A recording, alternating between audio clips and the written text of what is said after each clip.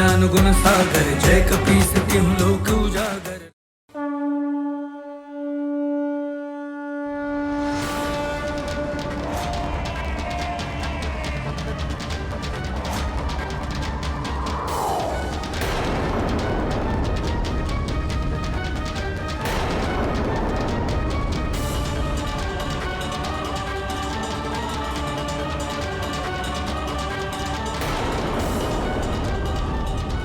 ये क्या, मैं मारुति को नीचे क्यों नहीं ला पा रहा हूं?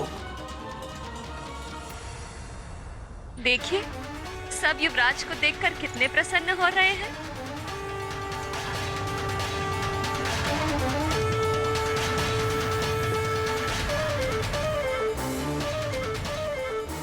मंत्री जी, युवराज नीचे क्यों नहीं आ रहे हैं?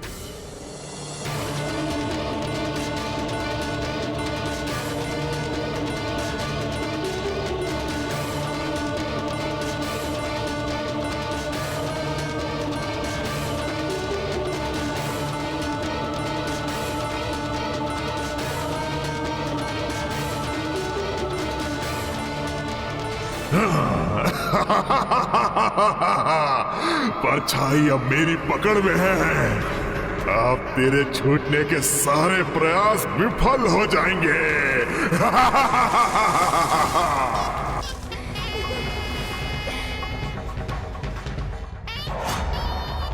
ये परछाई तो मैंने जकड़ रखी है, पर कहां गया वो जंतु? मेरी दृष्टि से दूर कहां छिपा है?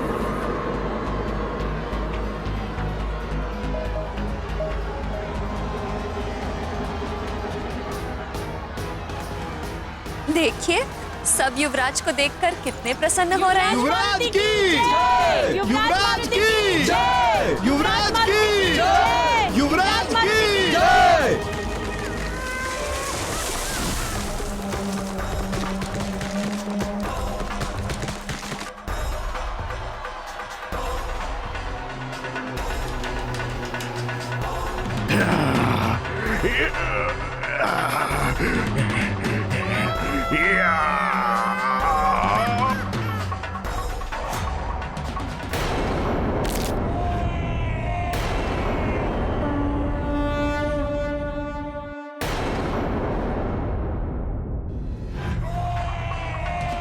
मुझसे चल, तुझे मैं अपना ग्रास अवश्य बनाऊंगा।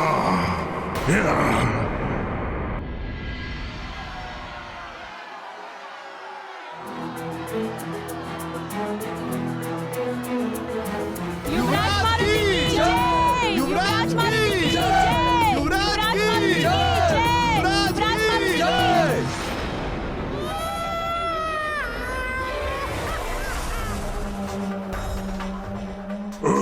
केसरी, मेरे पिता का हत्यारा, बहुत दिनों बाद आज अवसर मिला है। गिन गिन कर ऋण उतारूंगा मैं अपने पिता की हत्या का।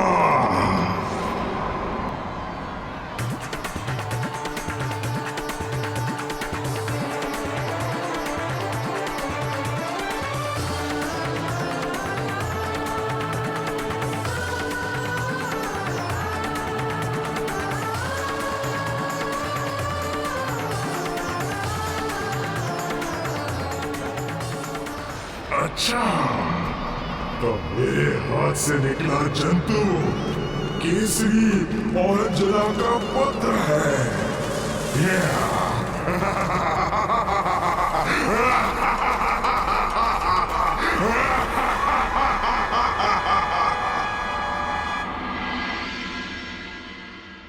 नियति अटल है।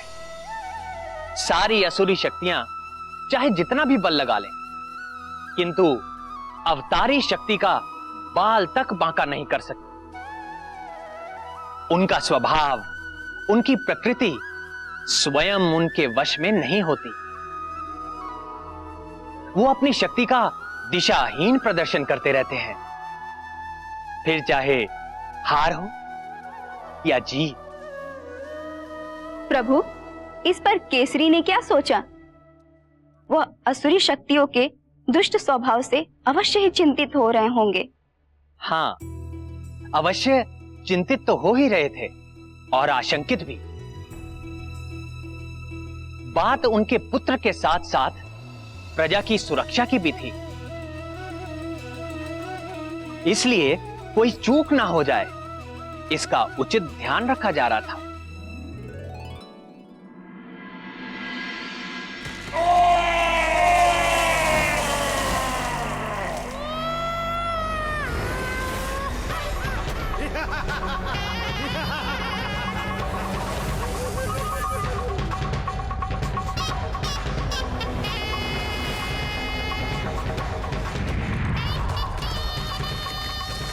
हिंसक वन्य जीवों की चित्कार से शंभ साधन वन और भी अधिक भयानक लगने लगा है। चित्कार से ऐसा प्रतीत हो रहा है जैसे कोई संग्राम के लिए ललकार रहा हो।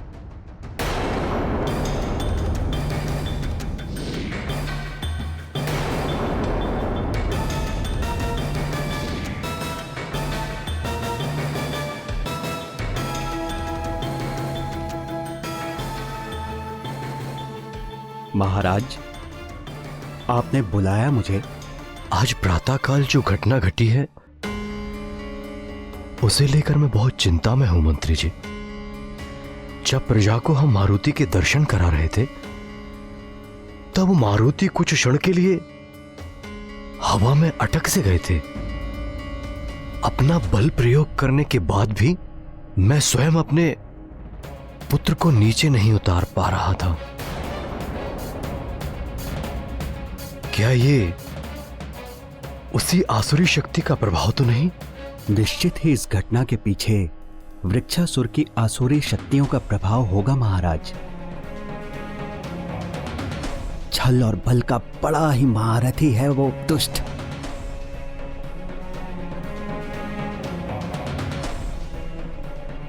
दुष्ट तो वो है, परंतु ये कैसे संभव हो सकता है?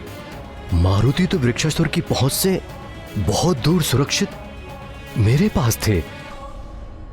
आसुरी शक्तियों का छल और चालाकी का क्या भरोसा महाराज।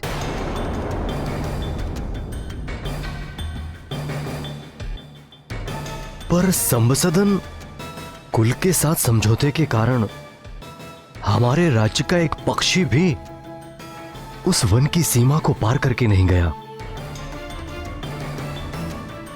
इसलिए उनका हमारा क्षेत्र में आने या मारुति को किसी भी प्रकार की हानि पहुंचाने का कोई कारण ही नहीं होता। इन आसुरी शक्तियों का छलवरे कार्य का मेरे साथ क्या संबंध हो सकता है? आपका कथन उचित है महाराज।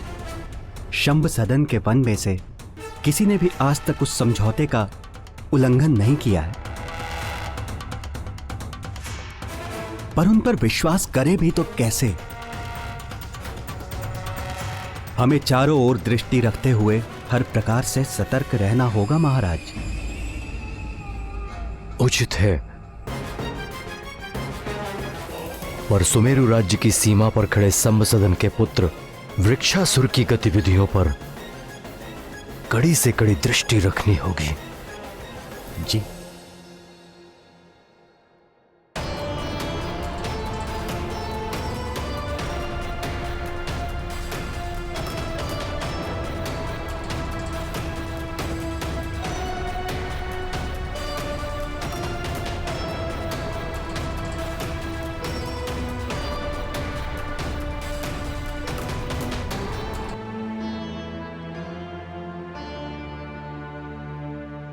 सुमेरु राज की सीमाओं पर वृक्षासुर की गतिविधियां? किंतु महाराज, हमारी कुलदेवी का मंदिर तो सुमेरु और सभासदन वन की सीमा पर ही स्थित है ना? परंपरा अनुसार कल ही हमें अपनी कुलदेवी के दर्शन को जाना आवश्यक है। किसी तरह से ये कार्य पूरा हो जाए, बस भोलेनाथ से यही कामना है। चिंता का कोई विषय नहीं है। वृक्षासुर ने आज तक सुमेरु राज्य की सीमा में किसी भी प्रकार की सीमा लांघने का प्रयास नहीं किया है, और वैसे भी मैंने मंत्री जी को कड़ी से कड़ी सुरक्षा करने का आदेश दे दिया है। और और मंत्री जी की व्यवस्था पर मुझे पूरा विश्वास है।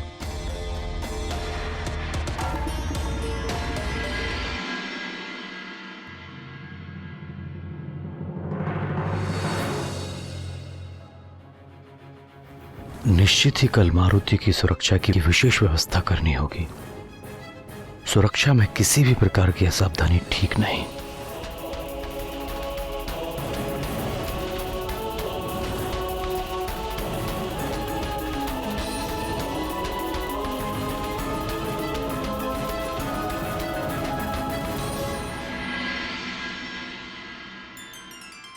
पुत्र, पुरोहित जी पधारे हैं। कुलदेवी ललिता अम्बा के मंदिर जाने से पूर्व हमें यही भवन में कुछ विशेष विधि विधान से पूजा करनी है। माँ, विशेष पूजा? मुझे भी ये विधान और पूजा करनी है। हाँ पुत्र।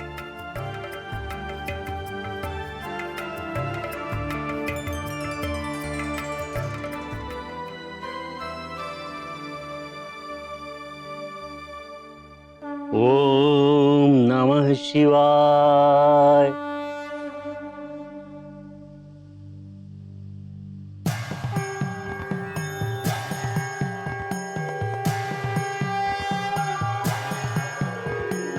ॐ सद्यो जातं प्रपद्यामि सद्यो जाताय वै नमो नमः। भवे भवे नाति भवे भवस्व मां भवोद्भवाय नमः। माँ, ये पुरोहित जी क्या कर रहे हैं?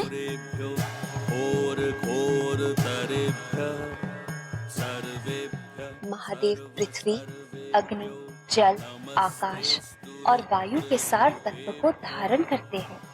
भस्म के माध्यम से वे सारे जगत का ग्रहण करते हैं। पुरुषाय विद्महे महादेवाय धीमहि। महादेव शिव को भस्म का श्रृंगार सर्वप्रिय है पुत्र। उनके श्रृंगार के लिए पुरोहित जी ने बेल, शमी, पीपल, बड़ और अमलतास के पेड़ के काष्ठ को शिव मंत्र का उच्चारण करते हुए जलाकर भस्म को तैयार किया है। वही भस्म शिवलिंग के पास पड़े कलश में रखा है। महाकाय महाकाल जगतपते महाकाल और अब पुरोहित जी उस भस्म को पीले वस्त्र में बांधकर एक पोटली बना रहे हैं। महाकाल महादेव महाकाल महाप्रभो महाकाल महारुद्राय महाकाल नमोस्तुते। महाकाल महाज्ञान महाकाल तमोपर।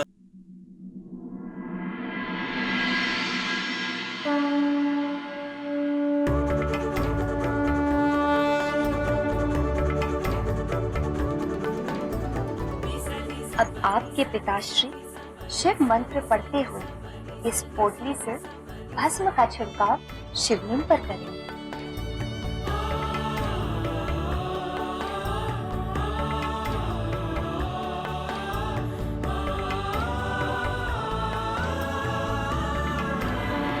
ॐ सद्यो जातं प्रपद्यामि सद्यो जाताय वै नमो नमः। अब जब इस पोटली का भस्म पोटली के महीन छिद्रों से छनकर ये भस्म जो महादेव को अर्पित किया है शिवलिंग को ढक लेगा, तब यही भस्म विभूति बन जाएगा। महादेव जो त्रिपुंड पाने मस्तक पर धारण करते हैं उसमें ब्रह्मा, विष्णु और रुद्र के सार तत्व समाहित हैं।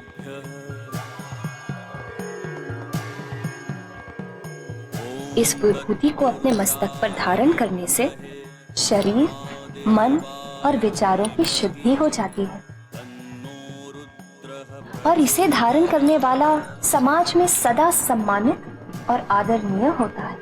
त्र्यम्बकं यजामहे सुगन्धिं पुष्टिवर्धनम् उर्वारुकमिव बन्धनान् मृत्युर्मुक्षीयमामृतात्। ॐ महाकाल महाकाय महाकाल जगत्पते महाकाल महायोगिन महाकाल नमोस्तुते।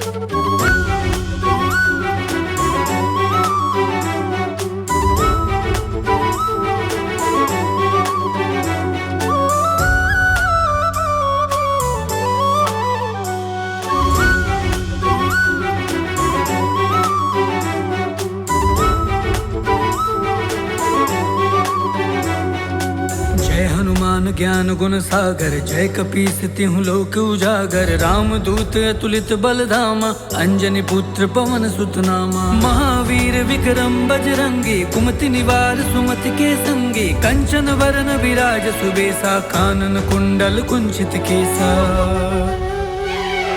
जय हनुमान ज्ञान गुण सागर जय कपीस तिहु लोक उजागर रामदूत अतुलित बलधामा अंजनी पुत्र पवन सुत नामा। हाथ वज्र और ध्वजा बिराजे कांधे मूंज जनेऊ साजे शंकर सुवन केसरी नंदन तेज प्रताप मां जगवंदन। विद्यावान गुणी अति चातुर राम काज करिबे को आतुर प्रभु चरित सुनबे को रसिया राम लखन सीता मन बसिया। जय हनुमान ज्ञान गुण सागर जय कपीस तिहु लोक उजागर रामदूत अतुलित बलधामा अंजनी पुत्र पवन सुत नामा। सूक्ष्म रूप धरि सिंह दिखावा विकट रूप धरि लंक जरावा भीम रूप धरि असुर पुत्र मारुति, ये क्या किया? हो गई शुद्धि। जय हनुमान ज्ञान गुण सागर जय कपीस तिहु लोक उजागर रामदूत अतुलित बलधामा अंजनी पुत्र पवन सुत नामा। माँ, अब मैं इस बची हुई भस्म का क्या करूँ?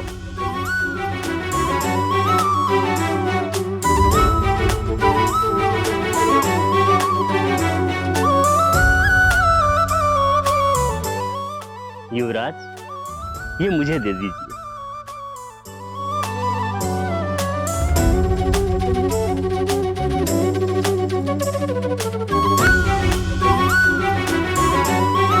कितना महान बालक है ये। इस बालक के स्पर्श से भस्म भी विभूति बन गई।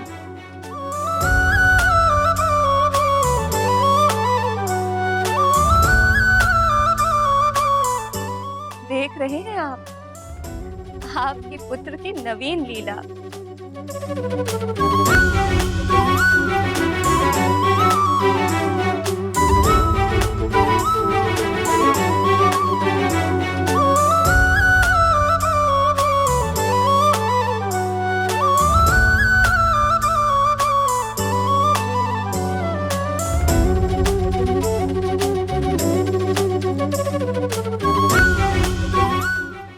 हे गौरी शंकर, 10 ही दिन में मेरा पुत्र 5 वर्ष के बालकों जैसा दिखने लगा है। यदि वह इसी शीघ्रता से बढ़ता रहा तो जल्द ही मैं उसकी बाल लीलाओं के आनंद से वंचित हो जाऊंगी। कृपा करे प्रभु और उसे उसकी आयु के अनुरूप ही बढ़ने दे ताकि मैं उसकी बाल लीलाओं का आनंद ले सकूं।